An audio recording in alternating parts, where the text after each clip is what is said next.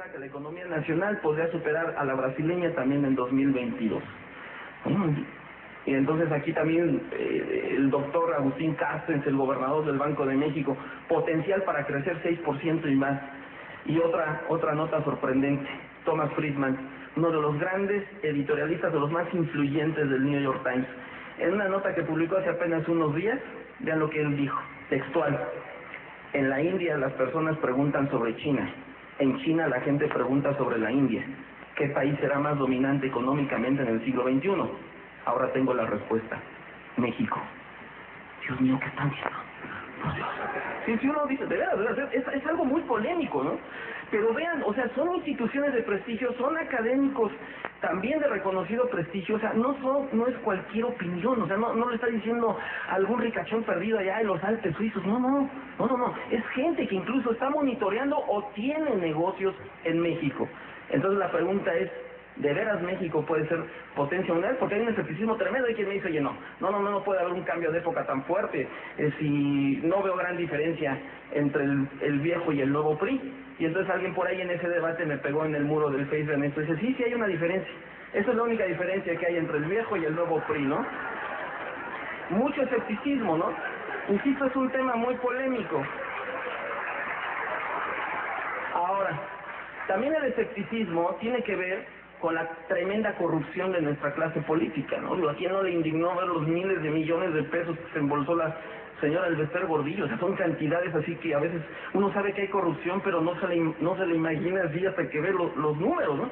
Yo dije el martes pasado, digo algo muy polémico, pero dije, bueno, caray, oigan, creo que parece que en México es más rentable ser político corrupto que ratero, porque digo, un ratero común, por más atracos que cometa, nunca va a tener acceso a un botín del tamaño que tienen algunos de estos tranzas o corruptos, ¿no?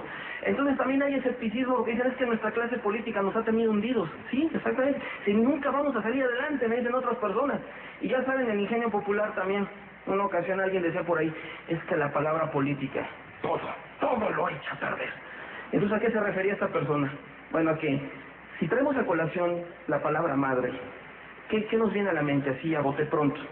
Cosas padres, benéficas, ¿no? Nos viene a la mente cariño, protección, ternura, seguridad.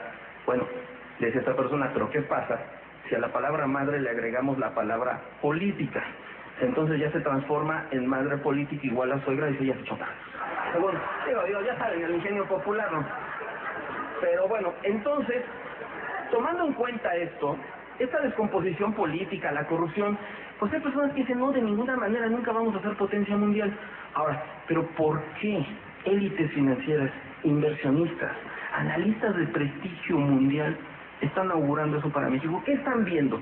Primero, lo que les comentaba, hay exageración, en esto sí puede ser la ley del péndulo. Miren, siempre en materia económica, algo de lo que apenas se está empezando a estudiar, es muy reciente, es cómo pegan las cuestiones emocionales en el mundo económico. Muchas décadas, ustedes lo saben, los economistas se concentraron en los números, la econometría, buscar la ciencia exacta y se olvidaron de los factores emocionales. Pero a raíz de la experiencia, después de tantas crisis, pues ya es un tema que se ha abierto entre los especialistas. Vean lo que dice este gran historiador contemporáneo, el señor Ferguson, en el libro El triunfo del dinero. Lo de la ley del péndulo, vean, lo cito textual. Dice Ferguson, el dinero amplifica nuestra tendencia a exagerar, pasando de nadar en la euforia cuando las cosas van bien a hundirnos en la depresión cuando van mal. Las expansiones y las recesiones son en última instancia también producto de nuestra inestabilidad emocional. Otras palabras de un gran maestro, el economista austríaco Ludwig von Mises. Este hombre fue un gran conocedor de la naturaleza humana y vean lo que escribió hace casi 100 años. Dice el profesor Mises, los quebrantos morales que ocasiona una crisis son aún más graves que los perjuicios materiales. Las personas pierden la fe en sí mismas, desconfían de todo. Cuanto mayor fue primero su optimismo, tanto más honda es luego la desesperanza y la frustración. La ley del péndulo. Y dice Mises, lo peor es que los hombres son incorregibles. Al poco tiempo redescubrirán el auge y una vez más la triste historia se repetirá. Entonces hay mucho de cuestión emocional, en algunas declaraciones pueden ser exageradas, pero aquí la pregunta es entonces, regresamos a lo básico, desde mi muy particular punto de vista. ¿Es o no es una posibilidad real? ¿Es un sueño guajiro? Primero, ¿qué fue lo que cambió?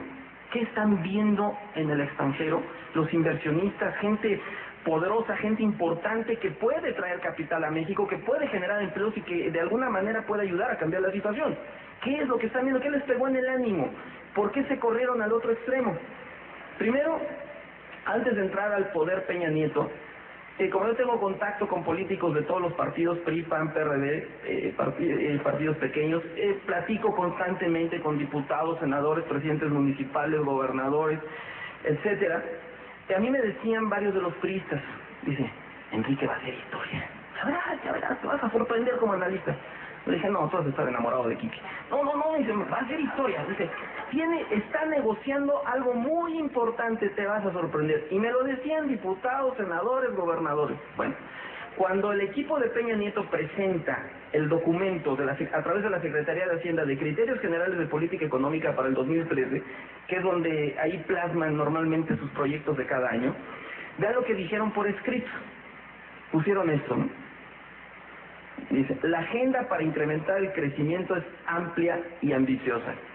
La adopción de estas medidas permitirá alcanzar tasas de crecimiento superiores. Bien, ¿cuál fue la sorpresa? ¿Qué fue lo que más pegó en el ánimo de los grandes inversionistas? Señores, primero, el Pacto por México. O sea, eso de que lograran ponerse de acuerdo, después de haber estado como en pleitos de vecindad toda la vida, se hayan puesto de acuerdo el líder del PRI, del PAN, del PRD, y hayan firmado, se han comprometido por escrito, con una agenda ambiciosa de reformas que habían estado atoradas en el país, que además le pusieran fecha, y que además fuera efectivamente avanzando en la práctica, fue lo que cambió las perspectivas. Era lo que decían en el Pacto por México, y esa fue la sorpresa a la que se referían algunos priistas antes de que entrara Peña Nieto. Dice, se impulsará una reforma, es uno de los ejemplos, una reforma energética que convertirá a este sector en uno de los más poderosos motores del crecimiento económico a través de la atracción de inversión. Ya se está negociando la reforma energética, se va a aprobar este mismo año. ¿Y cuál va a ser el impacto que va a tener? De acuerdo con firmas de asesoría de prestigio internacional, la sola reforma energética va a duplicar los montos de inversión directa, productiva, que se recibe en el país. Duplicar en un año. Ahora, ¿por qué cambió el ánimo? Porque aún antes de entrar en vigor el Pacto por México, salió la reforma educativa. Que todas las reformas son polémicas, ninguna es perfecta, siempre hay opiniones a favor y en contra. Pero salió la reforma educativa. Salió la reforma laboral, me refiero a la laboral. Salió la reforma laboral, que es tremendamente polémica, pero que va a ayudar a generar empleos. Sale después la reforma educativa y ya se está cocinando la reforma energética, se está recocinando la reforma fiscal. Entonces, los grandes inversionistas, desde hace 30 años, grandes instituciones académicas siempre aseguraban, el día que México logre la aprobación de las grandes reformas económicas estructurales, y se referían a la laboral, la energética, la educativa y la fiscal, dice, México puede obtener una tasa de crecimiento de alrededor del 5% en promedio anual. Y si esto se combina con un auge en la economía de los Estados Unidos, México podría alcanzar tasas de crecimiento superior. Entonces, las reformas están atoradas desde hace mucho tiempo. De repente sale este Pacto por México, que a algunos les recuerda el Pacto de la Moncloa, que transformó a España durante algún tiempo. Y uno dice, oye, ya van a salir las reformas. O sea, lo que parecía impensable. El fuero, el martes, acotaron en forma muy importante el fuero. Yo hasta decía en un comentario, y bueno, le agradecemos a la Cámara de Diputados que se puso las pilas.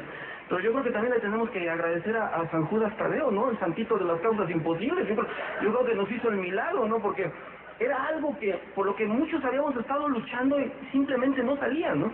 Entonces, esa perspectiva llega a los analistas, a los asesores de alto nivel. Ojo, esto que van a ver en pantalla ustedes lo pueden corroborar por otros lados. Aquí nada más es un ejemplo. Voy a presentar las proyecciones de una importante firma de asesoría. No son priistas, no son panistas, perredistas, nada de esto, porque siempre viene la desconfianza, están comprados por el PRI. No, son analistas, son asesores con fuertes clientes nacionales o extranjeros, incluso empresas transnacionales. Entonces, al hacer sus proyecciones, y esto es un solo ejemplo porque ustedes pueden entrar a la página del Banco de México, pueden checar la encuesta que hace el Banjico sobre cada mes, sobre expectativas de los especialistas del sector privado, van a encontrar lo mismo, la misma perspectiva. ¿Qué dicen los asesores de empresas? Los que asesoran a los que toman decisiones sobre el dinero. ¿Cuál es su escenario macroeconómico 2013-2018? Con la sola posibilidad de que se aprueben las reformas, ya nada más. Dicen los expertos. Bueno, pues una tasa de crecimiento en promedio de 5% promedio anual. También una inflación de un dígito estable, controlada, de alrededor del 3.9%.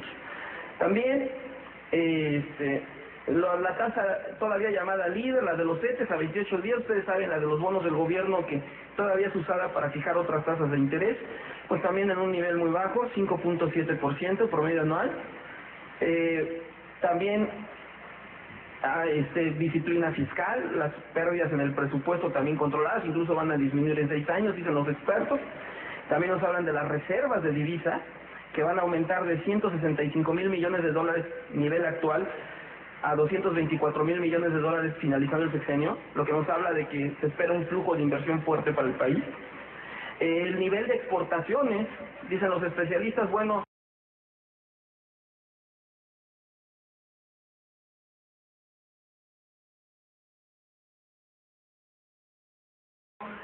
China había estado ganando terreno, incluso en el 2009 se fueron varias empresas maquiladoras, se fueron a China a invertir a China, algunos empresarios del sector, y a mí me tocó escucharlos porque trabajo también con la industria maquiladora de exportación, llegan a decir, es que hay una gran fuga hacia China, vamos a desaparecer como industria, así, la exageración, la ley del péndulo, el pesimismo exagerado cuando las cosas van mal. Pero dicen los especialistas, no, la posición geográfica de privilegio de México, algunos clústeres empresariales que se están formando, las reformas estructurales, no, van a aumentar. De hecho, han estado ya aumentando de 12.2 a 13.2%. La inversión, el volumen de inversión, que es lo que realmente hace crecer a una economía, porque hay mucha ignorancia detrás de las reformas estructurales, están satanizadas, hay gente que cree que es malo esto, pero porque no tiene claro cuáles son los verdaderos factores que generan riqueza en cualquier economía, y es la inversión.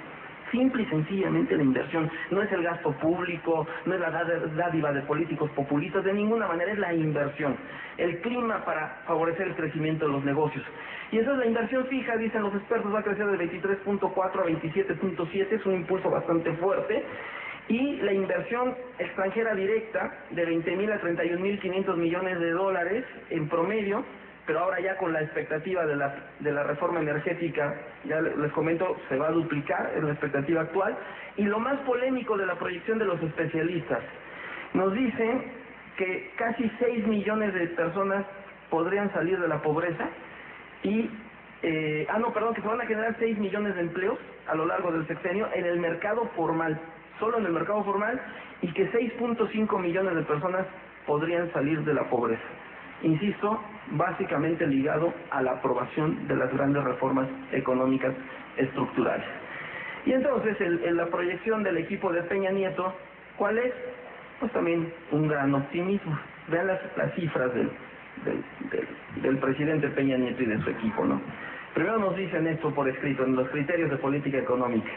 Dice, entre 2014 y 2018, sí, por favor, ponen el texto. Entre 2014 y 2018 la economía de los Estados Unidos tendrá un ritmo de expansión mayor al potencial. O sea, ellos suponen que no se presentará crisis en Estados Unidos, ¿no? Entonces ellos dicen, el PIB de Estados Unidos va a crecer a un ritmo promedio entre 2.9 y 3.3. Nada más les recuerdo que esa tasa de crecimiento puede parecer baja para un país como México con tantas carencias. Pero recuerden ustedes que cuando un país altamente desarrollado, como es el caso de Estados Unidos, crece 3% o más de 3%, eso ya puede ser considerado como auge. Entonces esperan un auge que se mantenga a lo largo del sexenio en Estados Unidos. También dicen ellos, dice el gobierno de Peña, bueno, dentro de nuestros escenarios estamos contemplando que la inflación allá también se mantenga controlada, se mantenga en un nivel estable entre 1.9 y 2.4%. Dice, entonces en este contexto, ¿qué podemos esperar? Bueno, si es cierto que cuando Estados Unidos está en crisis, cuando le da gripe a México le da pulmonía, también es cierto que cuando Estados Unidos repunta en la economía mexicana se beneficie. Digo, ¿qué les cuento a ustedes? Ustedes tienen más sensibilidad en este sentido por Juárez, el peso de la industria maquiladora que está íntimamente ligada al ciclo económico de Estados Unidos. Entonces hace 2 años cuando yo vine aquí dije, sí va a haber un repunte. Oye, pero que la inseguridad y todo, a pesar de todo, yo espero que la industria maquiladora mejore, porque yo veía un repunte en la economía de Estados Unidos. Entonces, por eso la conclusión del equipo de Peña Nieto, oye, pues si se mantiene con una tasa muy buena de crecimiento Estados Unidos en todo el sexenio, pues obviamente el crecimiento que podemos esperar en México es de 4%. Ahora, ¿qué me han dicho políticos de distintos partidos que participaron en las negociaciones con el Pacto por México y ahí están al pendiente? Me dicen, mira, esa proyección de 4% es conservadora. ¿Ah, sí? Me dicen, ¿cuál es la proyección real? Digo, si yo los sentí optimistas ahí, ¿cuál es la real? Me dicen, no, mira, que ya con la energética, con la fiscal, la laboral y la educativa, vas a ver, vamos a alcanzar por lo menos el 5 o el 6%. ¿Por qué no lo anuncian? No, dice, preferimos que la expectativa quede corta para que cuando venga, si viene el empuje fuerte, la sorpresa sea mayor y entonces se refuerce el optimismo. A fijar una tasa más alta, decir, vamos a crecer 7, y si crecemos 6, es el impacto inverso. Entonces, pero ya verás, se viene una aceleración muy fuerte. Y entonces parte de las cifras alegres que trae el gobierno también dice, es que vamos a alcanzar el gasto público más alto de toda la historia, a nivel federal, estatal y municipal. ¿Por qué razón? Dice, bueno, con este flujo de inversión, con la aprobación de estas reformas y creciendo a un nivel a niveles altos, dice, vean qué esperamos en la recaudación de impuestos. Dice, independientemente de la reforma fiscal. Dice, se estima que un aumento de medio punto porcentual en la tasa de crecimiento, o sea, medio puntito, hagan de cuenta este año, ¿no? Que el gobierno dice, vamos a crecer 3.5. ¿Qué pasa si la economía crece 4%? Nada más medio puntito. Entonces dicen las proyecciones oficiales, si crecemos por cada medio puntito más que aumente el crecimiento, los ingresos aumentan 8.6 mil millones de pesos. Entonces, ¿qué pasa si la tasa queda en 4, queda en 5, queda en 6? Pues el gobierno federal y los gobiernos estatales, gobiernos municipales, entran en la posibilidad de ejercer un gasto público histórico. Entonces, ese es el contexto. Ahora, ¿cuál es mi impresión? Mi impresión, primera, buena y mala noticia. ¿Cuál quieren primero, la buena o la mala? No sean masoquistas, primero la buena. Miren, la buena noticia, según yo, es esta. En 2013, por todas estas razones, la tasa de crecimiento de México va a ser de alrededor de 4 o 4.5%. O sea, va a ser superior a la proyección oficial. No solamente por la aprobación de las reformas económicas, sino también porque viene un boom del crédito que también anuncié en el libro de Calderón. Un boom muy fuerte y se va a acelerar. El día de hoy, Banco de México bajó su tasa de interés interbancaria. Es decir, la liquidez que suelta el Banco de México y le presta a los bancos para que suelten crédito en la economía, la bajó medio punto. O sea, tratando de estimular todavía más el boom del crédito. Peña también y los líderes de los partidos en el Pacto por México están decididos a que continúe este boom del crédito. Entonces 2013 va a ser un muy buen año. ¿Qué va a pasar con Juárez? Pues evidentemente, como decía, Juárez es más grande que sus problemas y a pesar de la inseguridad, la industria maquiladora va a seguir creciendo. Y en términos de actividad industrial, Estados Unidos está creciendo todavía más fuerte. O sea, veo 2013 como un muy buen año, no solamente para Juárez, sino para el país en general. Ahora, ¿qué es lo que me preocupa? Hay riesgos. ¿México va a ser potencia mundial? Sí, desde mi punto de vista, sí comparto esa opinión. Sí, desde luego, yo creo que México sí va a alcanzar tasas de 7-8% de crecimiento en promedio anual y nuestros hijos van a vivir una etapa de prosperidad que nunca hemos visto en México, se los aseguro. Y el gran reto como padres es preparar a nuestros hijos para ese boom, porque podrá estar creciendo la economía 8%, pero si el hijo no está bien preparado, no tiene talento para lo que se dedica, es un niño en pocas palabras, pues aunque la economía crezca mucho, no la va a hacer, jamás la va a hacer. Entonces el gran reto como padre de familia creo es preparar, dotar a nuestros hijos de una excelente preparación y encaminarlos para que se dediquen a lo que tengan talento, a lo que más les apasione. Porque también muchas veces, creo que, opinión muy personal, a veces los padres cometemos el error de creer que sabemos mejor que nuestros hijos qué es lo que les conviene. Mi padre estaba necio, mi padre quería que yo fuera ingeniero mecánico. O sea, yo no dudo que sea algo muy apasionante, pero para mí no. Y cuando me llevaba a las fábricas desde niño, porque era obsesión de mi padre que yo fuera ingeniero, Entre más me llevaba, más horror me daban las máquinas, los talleres, la ingeniería, y más me convencía que no era lo mío. Si mi padre me hubiera obligado a ser ingeniero mecánico, les juro que sería yo un desastre.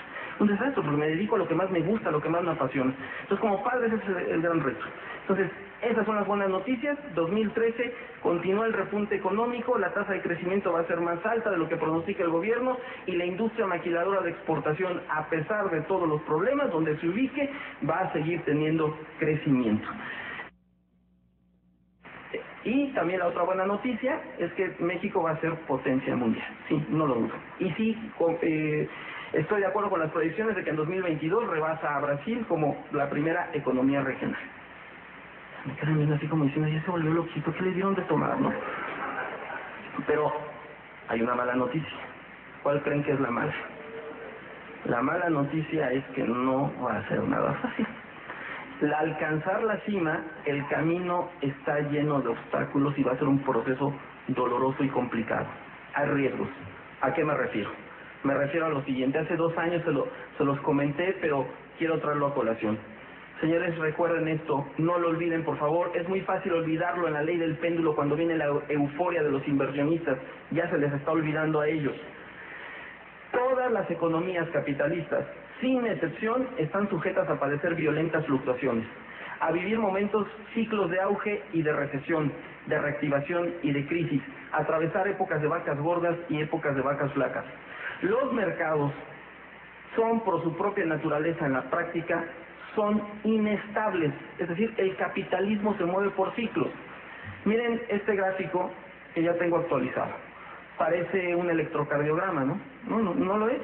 Es simplemente cómo se ha movido la economía mexicana, los mercados y los negocios en los últimos 30 años. Vean ustedes, es impresionante la cantidad de tumbos que hemos dado. Hemos vivido otras veces la ley del péndulo, etapas de euforia en el pasado. Sí, recuerden ustedes, nada más para ubicar en contexto qué sucedió finales de los 70, principios de los 80, auge petrolero, entró mucha liquidez a México, gasto público histórico, la industria de la construcción al tope, y el entonces presidente López Portillo acuñando esa triste frase célebre de que hay que prepararnos para administrar la abundancia. Otra etapa de boom, de expectativas desbordadas, con Carlos Salinas de Gortari a principios... Vamos a una pausa y regresamos después de este corte comercial.